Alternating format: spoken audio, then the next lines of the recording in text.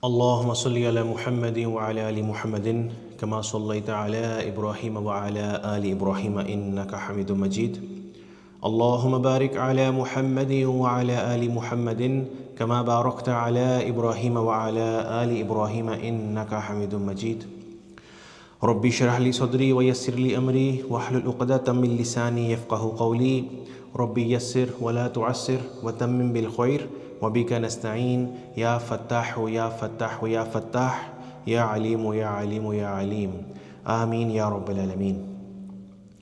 Alhamdulillah Rabbil Alameen. We are together again, Alhamdulillah, Summa Alhamdulillah, for another very beautiful gathering to learn the deen of Allah subhanahu wa ta'ala.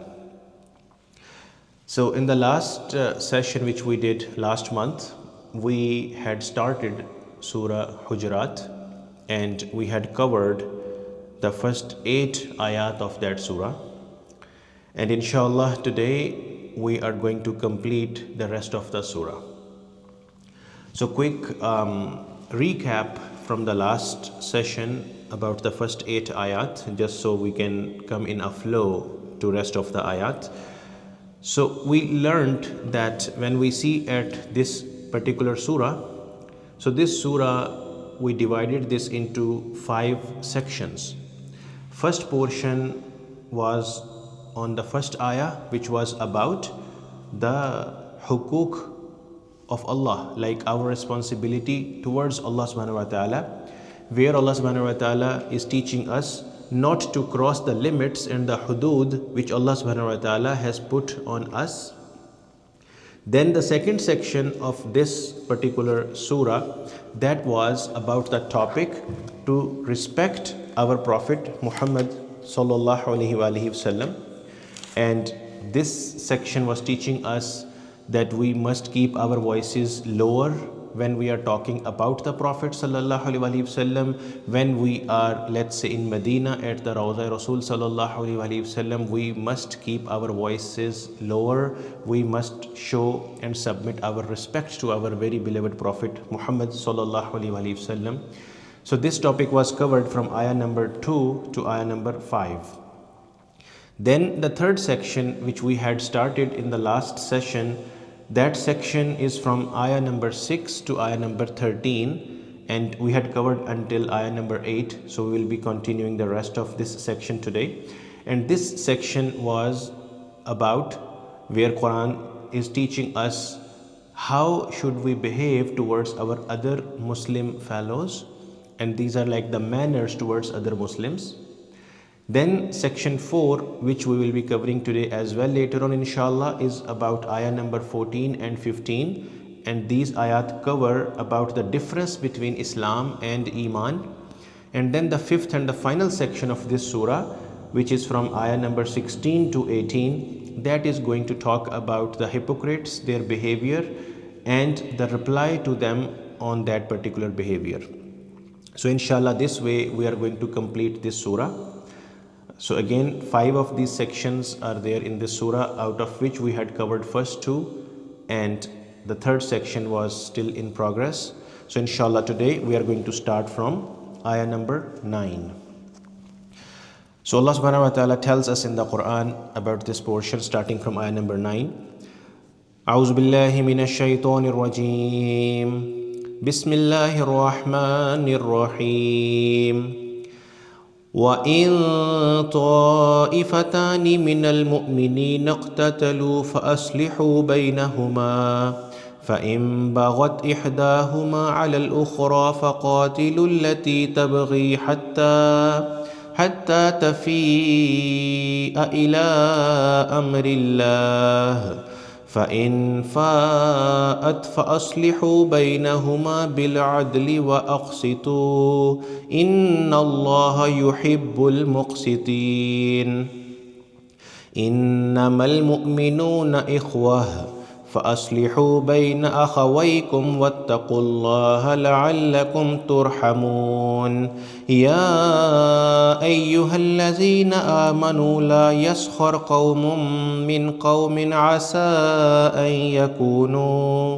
أن يكونوا خيرا منهم ولا نساء من نساء عسى أن يكن خيرا منهن ولا تلمزوا أنفسكم ولا تنابزوا بالألقاب بئس الاسم الفسوق بعد الإيمان ومن لم يتب فأولئك هم الظالمون يا أيها الذين آمنوا اجتنبوا كثيرا من الظن إن بعض الظن إثم ولا تجسسوا ولا يغتب بعضكم بعضا أيحب أحدكم أن يأكل لحم أخيه ميتا فكرهتموه واتقوا الله إن الله تواب رحيم يا أيها الناس إنا خلقناكم من ذكر وأنثى وجعلناكم شعوبا وقبائل لتعارفوا إن أكرمكم عند الله أتقاكم إن الله عليم خبير. So these are the ayat starting from ayah number 9 to 13, and now inshallah let's come towards its translation and the short tafsir inshallah. So I will read the translation in Urdu as well, and then inshallah I'll explain all of that in English so everyone can easily inshallah understand. So Allah subhanahu wa ta'ala is saying, और अगर दो ग्रोह अहले ईमान में से आपस में लड़ पड़े तो सुलह करा दो इन दोनों के दरमियान, फिर अगर ज़्यादती करे उनमें से एक दूसरे ग्रोह पर तो जंग करो उससे जिसने ज़्यादती की है यहाँ तक कि वो पलट आए अल्लाह के हुक्म की तरफ। फिर अगर वो पलट आए तो सुलह करा दो इन दोनों ग्रोहों के दरमियान अदल के मुताबिक और इंसाफ करो, बिलाशुबा अल्लाह पसंद करता है इंसाफ करने वालों को। So in this ayah Allah subhanahu wa ta'ala is teaching us the guidance that whenever there is a situation where there is a dispute between two parties, two Muslims, they can be two individual Muslims, they can be two groups of the Muslims. So whenever if there is any dispute between them, then in that case we should try to reconcile between them, sort out the things between them so that they get rid of that dispute, that argument or that fight, and they come back to peace. And if in case once the reconciliation is done in place, after that if someone who again exceeds the limits of Allah, which Allah subhanahu wa ta'ala has put in place, then we know that that person is or that group is a wrongdoer. So in that case Allah subhanahu wa ta'ala is asking rest of everybody to fight against that wrongdoer who is now again like exceeding the limits which Allah subhanahu wa ta'ala has put in place, until that wrongdoer person or group comes back to the guidance of Allah subhanahu wa ta'ala, what Allah has ordered. And then when you are trying to do the reconciliation between them, you should keep in mind that you do that according to the fairness and justice. Now here Allah subhanahu wa ta'ala is using two terms, adl and qist. Usually in translations we see that both of these terms are used in like with the translation of justice. So let's understand the difference between them. So one term is insaf, which we learn a lot of times in translations as well. Insaf is from nisf. Nisf means half and half, like 50-50. So insaf is always between two people or two groups, where you just without respect of the actual facts just split something in 50-50, half for this side and half for this side. This is insaf. When we talk about adl, adl is also something where you equally distribute something between more than two people or groups. Let's say if there are 3 or 4 or 5, so you divide or distribute something equally among each of them. So that is adl. But when it comes to qist, qist is actually not the equal concept, it is equity or equitable concept, which means whatever someone is deserving or someone is eligible of, give them their full right. It is possible that in some arrangements it is not exactly same proportion for each one party involved, but one party has more right, one has little less right. So when you distribute something or resolve something according to qist, that means someone who deserves more, give them more, someone who deserves less, give them less. So that is the concept of qist. Just as an example for qist, for example, if there is let's say charity hospital where lot of medicine comes for those who do not afford it. Now this medicine is for everybody, but you give to someone whatever they need, whatever specific type of medicine, whatever specific quantity of medicine. You do not divide all the medicines equally into all total number of patients and give everybody the same exact thing. You go with their particular specific needs. So that is an example of qist. So Allah subhanahu wa ta'ala is saying that whenever there is a dispute and we reconcile between them, we should go with these kind of principles where we are keeping in mind the equal concept and equitable concept, both of them in place, considering the situation. And then we should apply that rule in their reconciliation. Now then Allah subhanahu wa ta'ala is saying in that ayah number 10, दरअसल मोमिन तो आपस में भाई भाई हैं, लिहाजा सुलह करा दिया करो अपने भाइयों के दरमियान और डरो अल्लाह से ताकि तुम पर रहम किया जाए. So Allah subhanahu wa ta'ala is now teaching us a way through which we can seek the raham, the mercy of Allah subhanahu wa ta'ala. And this is that all the Muslims are mutually in the bond of a brotherhood with each other. So even if it is a relationship between two real brothers or cousins or unknown people, or let's say father son, grandfather grandson, in any way, or two sisters or sister brothers, so they all are in the bond of a Islamic brotherhood. So whenever there is any dispute or any problem, so Allah subhanahu wa ta'ala tells us that we should always try to reconcile between them according to the justice, according to the adl and qist. And those who try to do this reconciliation, Allah subhanahu wa ta'ala shows mercy upon them. So this is the easy way as well to seek the forgiveness of Allah subhanahu wa ta'ala. Now, one of the hadiths which explains this as well, where Prophet sallallahu alaihi wasallam taught us that we should help our other Muslim brother. Even if someone who is doing wrong, help him also, and someone who is wronged by someone else, so do help that innocent as well. So Hazrat Anas radiallahu ta'ala anhu, he is the narrator of this hadith. So he asked the Prophet sallallahu alaihi wasallam that, Ya Rasulullah, we understand that someone who is getting wronged by someone else, so to help that innocent person, it makes sense to us, but what do you mean by helping someone who is doing wrong? So what do you mean by helping that person? So Prophet sallallahu alaihi wasallam told that it means that you are helping that wrongdoer person by guiding them, counseling them, helping them not to do wrong, so that the person stops doing wrong and adding more sins to his book of deeds. So that way we should go for the reconciliation between two Muslim individuals or groups and reconcile things between them. Then in the next ayah, which is ayah number 11, Allah subhanahu wa ta'ala is teaching us another good manners and good etiquettes of a human being, where Allah subhanahu wa ta'ala is saying, "ए लोगो जो ईमान लाए हो, ना मजाक उड़ाए मर्द मर्दों का, हो सकता है कि हों वो जिनका मजाक उड़ाया जा रहा है बेहतर मजाक उड़ाने वालों से, और ना मजाक उड़ाए औरतें औरतों का, हो सकता है कि हों वो जिनका मजाक उड़ाया जा रहा है बेहतर मजाक उड़ाने वालियों से." So in this portion, Allah subhanahu wa ta'ala is teaching that one person should not make fun of other.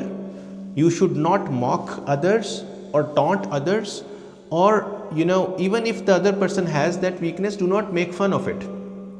Do not taunt them about it, because the preference about one person in front of Allah subhanahu wa ta'ala is on the basis of taqwa.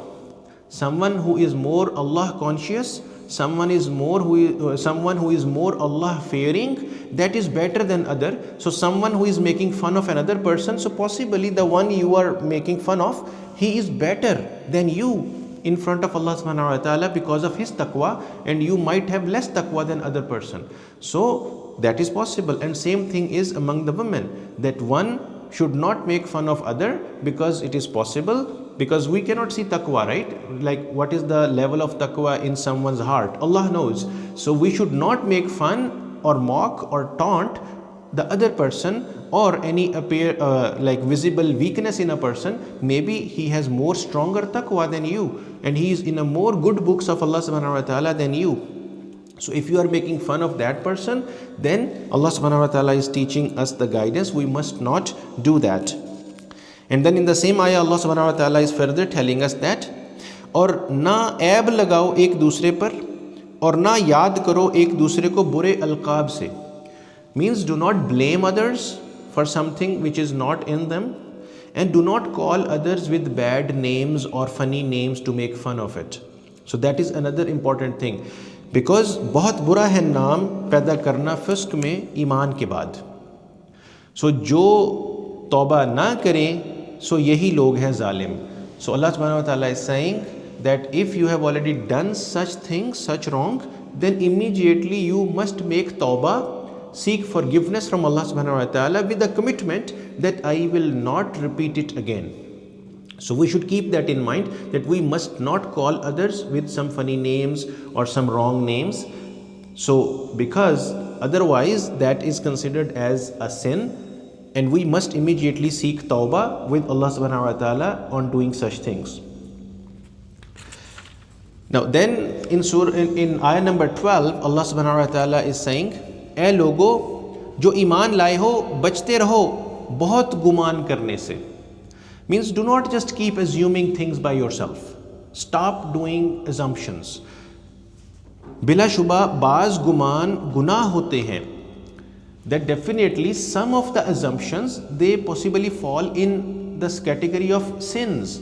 For example, if I don't know the reality and I am just assuming it, so it is possible that it is not the truth, and I just go ahead and act according to my own self-made assumption. So it is possible that it is wrong and I may end up committing a sin. So we must not just keep assuming the things, but in fact we should investigate to go deeper into the root cause of a problem, so we know the exact facts and the truth, and then we can make up our mind. We should not just assume about something or some other person.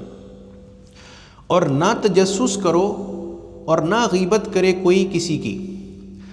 Now Allah subhanahu wa ta'ala is also telling us that we must not act like a spy on other person, like keeping an eye, putting on hidden cameras, or just trying to dig out some hidden information, like a spy kind of behavior. So Allah subhanahu wa ta'ala is telling us not to behave like that, not always in search of weaknesses or wrong in other person. We should always be with a positive behavior and with a positive and good assumption about others. We should not always keep around looking like, okay, what is wrong in this situation? How can I pick up some factors or some issues in this matter so I can make a story for my other friends because I enjoy gossiping and stuff. So all these kind of things are wrong. और ना गीबत करे कोई किसी की. Now backbiting, you must not do the backbiting. Now here is the thing. If a person has that bad habit, and in the absence of that person you are discussing it with other people and trying to lower down his respect with that intention, when that person has actually that weakness, that is a ghibat. But if that person actually do not have that bad habit, and even then you are also telling others like, hey, that person has this wrong thing in him or her, when that person actually does not have it, that is not ghibat. That is buhtan.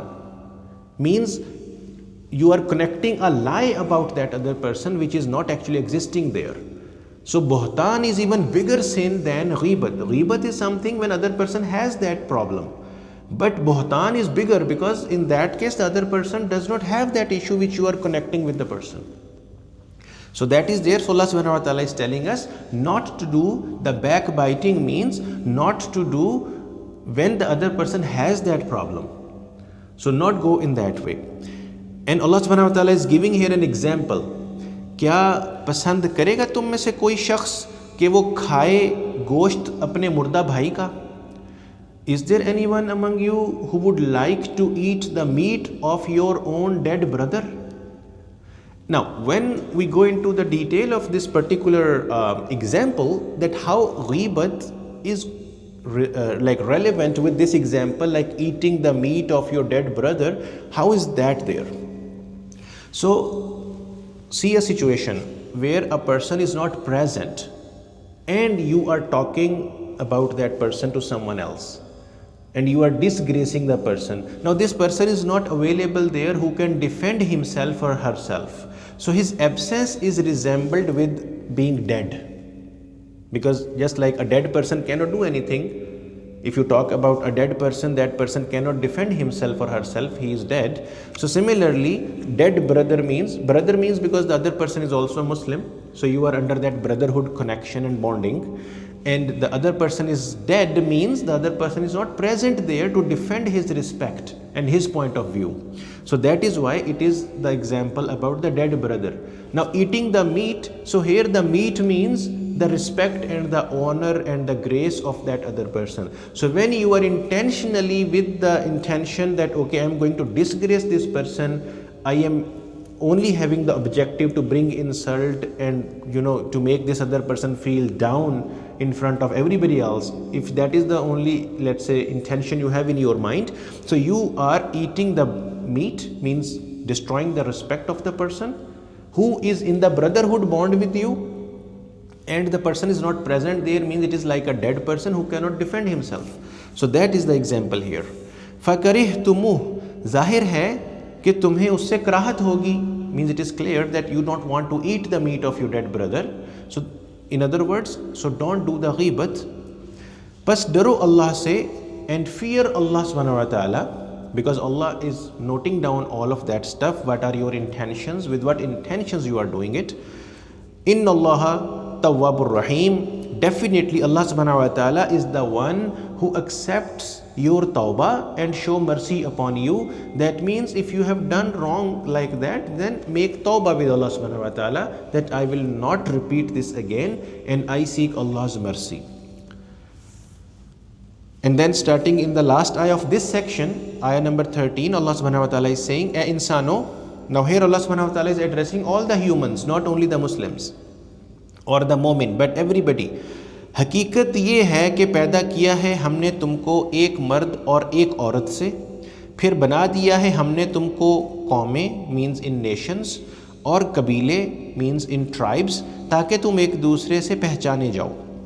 So Allah subhanahu wa ta'ala has made every human being from the same, like one male and female, like parents, mother and father. Everyone is coming in this world through the same process for everybody. Doesn't matter if you are a Muslim or a non-Muslim, your coming in this world is through the same process. So you all are equal. But Allah subhanahu wa ta'ala has made your nations and your tribes only for the purpose of your social introduction. For example, I belong to this nation or this origin or this caste system or this tribe. So all of these things are for your introduction, not for the sake like, okay, I am from this caste or from this origin and on those bases I am better than any other person. That is wrong. The preference which Allah subhanahu wa ta'ala is giving to someone is not on the basis of your caste or your tribe or your nation or something, but only on the basis of taqwa. बिला शुबा तुम में ज़्यादा इज़्ज़त वाला अल्लाह के नज़दीक वो है जो तुम में से ज़्यादा तकवा वाला है. So someone who is having higher taqwa is more respectable person in front of Allah subhanahu wa ta'ala. So if we want to get in good books of Allah subhanahu wa ta'ala, we must maintain the high ranks of taqwa in us. बेशक अल्लाह है हर बात जानने वाला और पूरी तरह बाखबर. So Allah subhanahu wa ta'ala knows everything, whatsoever you do, you think, you plan. So Allah subhanahu wa ta'ala is aware of all of that, and he's fully knowledgeable of all those things. Now in this section we learnt about some really good manners treating others, and in this one we learnt about, like, we must not make fun of others, we must try to reconcile between others, and we must not call others with bad names or taunt upon them or backbiting of them and keep searching the weaknesses and flaws in other persons. We must not do it like that, and we must keep and maintain our taqwa. So that is the summary of this whole section, which is section number 3, which is ending on this ayah number 13. Now let's move on to section number 4, which is on ayah number 14 and 15, where Allah subhanahu wa ta'ala is telling us,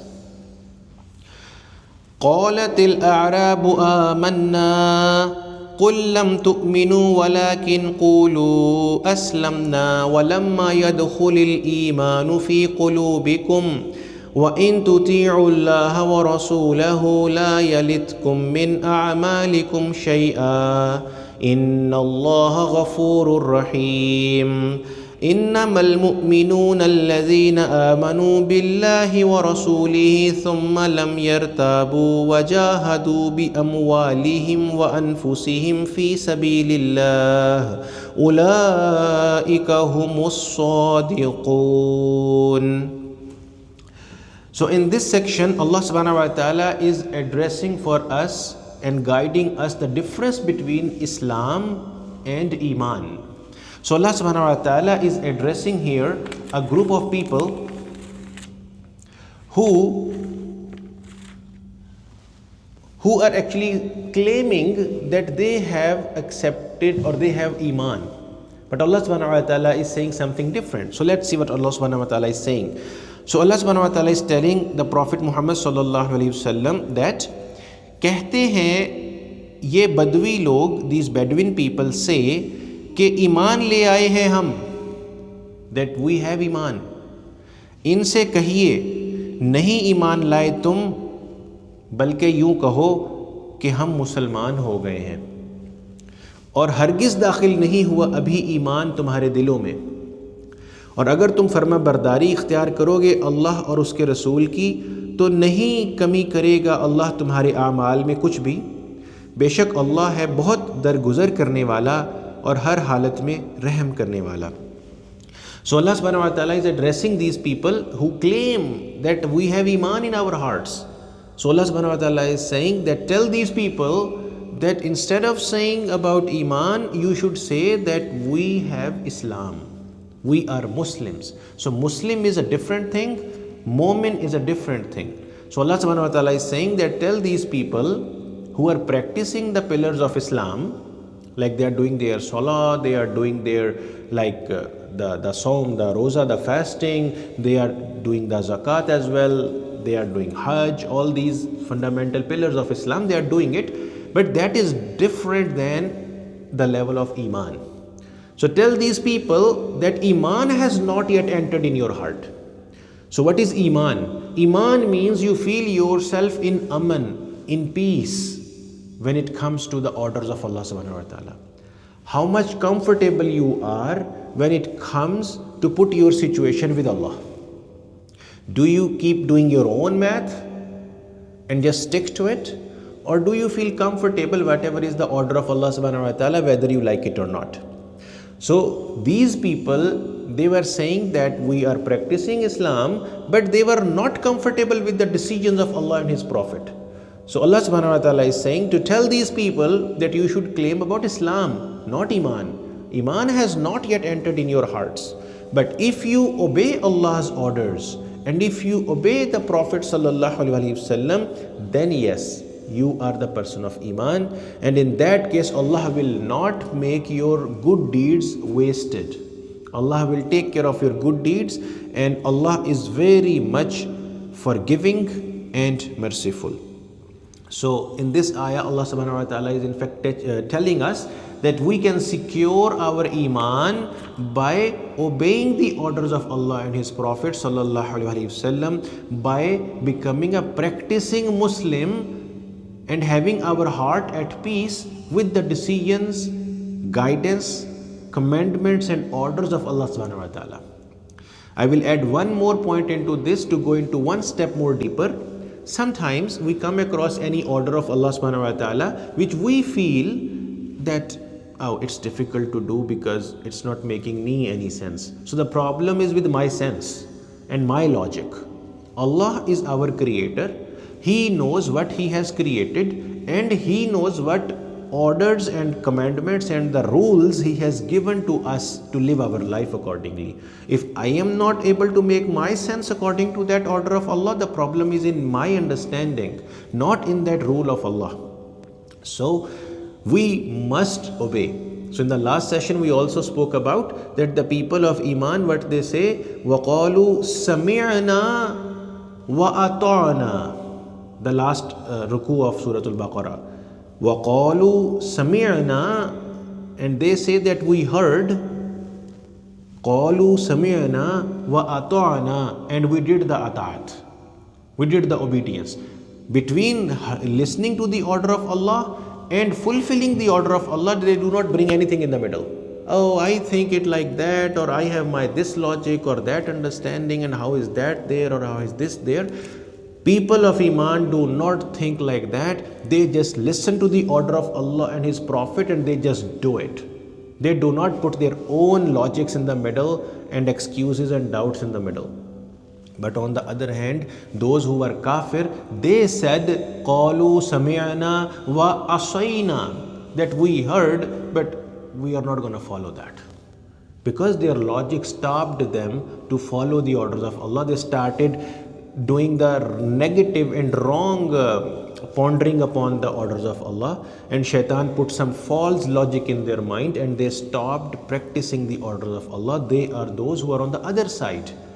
But the mu'mineen, they just hear it and just do it. So that is the difference here. So here Allah subhanahu wa ta'ala is telling us that if you obey the orders of Allah and His Prophet sallallahu alaihi wasallam, then Allah subhanahu wa ta'ala will protect your amal, your good deeds, and He is very much forgiving and merciful. And the second ayah of this section, हकीकत में मोमिन तो वो लोग हैं जो ईमान ले आए अल्लाह पर और उसके रसूल पर, फिर कोई शक नहीं किया उन्होंने, और जिहाद किया अपने मालों और जानों से अल्लाह की राह में, यही लोग हैं सच्चे. So now here Allah subhanahu wa ta'ala is actually telling one of the very strong trait or the quality of the people of Iman, and that is very important to understand, that people of Iman are those who believe in Allah and His Prophet sallallahu alaihi wasallam, and then they do not bring any doubt in their mind. Like, why am I believing in Allah? Why am I believing in the Prophet? Why am I supposed to follow the orders of Allah? My other friends around me, they are not that serious about it. So these kind of doubts coming to your mind, that is actually killing your Iman. So this is the sign of Iman in your heart, that you believe in Allah and His Prophet, and you do not let any space in your heart about doubt. You do not get any doubt in your mind and in your heart. You just listen to the orders of Allah and just do it. And then, और जिहाद किया अपने मालों और जानों से अल्लाह की राह में. Now here one term which is about this jihad thing, we sometimes take it only in the sense of fighting and all. That is just one part of it. Actually this word is derived from Jim Ha Dal, which means struggle, hard work. Whatever the effort and hard work and struggle you are doing, that is coming in this category of jihad. So here when Allah subhanahu wa ta'ala is saying that we do it with our wealth and our self, like our energy and time, in the way of Allah, then that is a sign of Iman. So for example, if I am spending my money in the way of Allah, that is a jihad bi amwalihim, with my mal, with my wealth, in the way of Allah. When I am putting in my energy in the way of Allah, spreading the deen of Allah, when I am putting my time and energy for Allah, then these things are also part of the jihad in the way of Allah.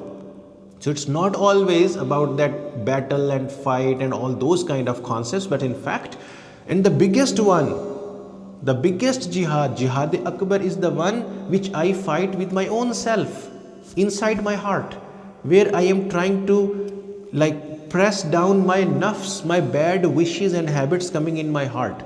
If I am struggling with my own self, with my bad habits, that is the best form of your fight for your akhirah in the way of Allah. So it's not always just pick up a stick and fighting here and there. That is just one part of it in some specific situations. But the biggest thing which we must learn here is we must always fight with our own self against the bad, wrong wishes coming in our hearts. So that is the best form of fight we must do. और यही लोग हैं सच्चे. These are the people who are the true people of Iman. So this is here. So here we have covered the fourth section of this surah, and now let's move on to the final section of this surah, which is from ayah number 16 to 18. So these three ayat are in this section, inshallah.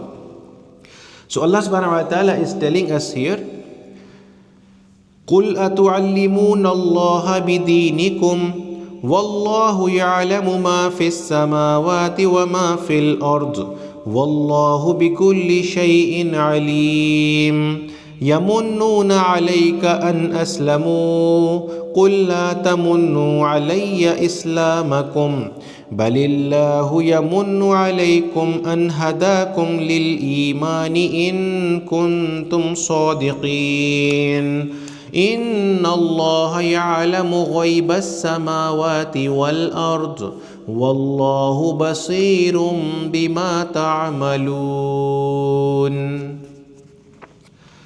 So in these ayat, Allah subhanahu wa ta'ala is again addressing our Prophet Muhammad sallallahu alaihi wasallam and saying, "Ay Nabi sallallahu alaihi wasallam, inse kahiye, tell these people."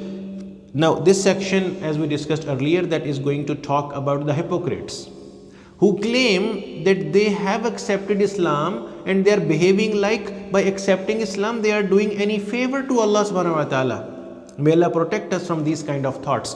So here Allah subhanahu wa ta'ala is exposing this thought process of munafiqeen and hypocrites and telling us the response to these people. And even if such thought is coming in our heart, we should also consider this reply to fix our hearts as well in that case, if we have nifaq or munafiq feeling in our heart. So Allah subhanahu wa ta'ala is saying that, O Prophet sallallahu alaihi wasallam and Nabi sallallahu alaihi wasallam, इनसे कहिए, क्या जतलाते हो तुम अल्लाह को अपनी दीनदारी? Like you are trying to show a favor to Allah because you have accepted Islam. हालांकि अल्लाह जानता है हर वो बात जो आसमानों में है और वो जो ज़मीन में है, और अल्लाह तो हर चीज़ का पूरा इल्म रखता है. So Allah subhanahu wa ta'ala is telling that tell these people that do you behave like you have done any favor to Allah subhanahu wa ta'ala, that you have accepted Islam and you are following what Allah and His Prophet is saying? Is this something you are like doing a favor to Allah? Is that what you think like? That is in fact not the case. Allah knows everything whatsoever is in the heavens and the earth. So means whatever is visible or hidden, Allah knows all of that. और Allah तो हर चीज़ का पूरा इल्म रखता है, and Allah has the knowledge of everything. Whatever you have said, whatever you have kept hidden and secret in your heart, Allah even knows everything. एहसान जताते हैं ये लोग आप सल्लल्लाहु अलैहि वसल्लम पर कि इन्होंने इस्लाम कबूल कर लिया. So those people in Arab, they used to behave in front of the Prophet sallallahu alaihi wasallam that they have accepted Islam and they have done any favor to the Prophet sallallahu alaihi wasallam. So this ayah is actually referring to one of the situation.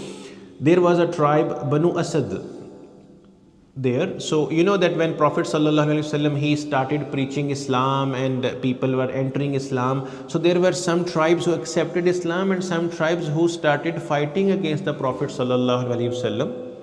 Now these type of people from Banu Asad, they told to the Prophet sallallahu alaihi wasallam, showing him a favor kind of thing, that lot of other tribes they did fighting with you. We are the one who accepted Islam with you. So they are trying to behave like they are talking in a way like they have done any favor to the Prophet by not fighting with the Prophet and accepting the Islam. So in this scenario, Allah subhanahu wa ta'ala is addressing these type of people, that these people show some favor upon you when they say that they have accepted Islam. Kahiye, tell these people, ना एहसान जताओ तुम मुझ पर अपने इस्लाम का, बल्कि अल्लाह एहसान रखता है तुम पर कि उसने हिदायत दी तुम्हें ईमान की, अगर हो तुम सच्चे अपने दावे में. So that means, which we studied last session as well, that Allah has done a favor on us, that He has put love in our heart for Iman, and He has put hate in our heart for kufr and disobedience. So our heart, if it feels love for Allah and Iman on Allah, and it hate the wrong things, kufr and disobedience, so this is not something which we are doing.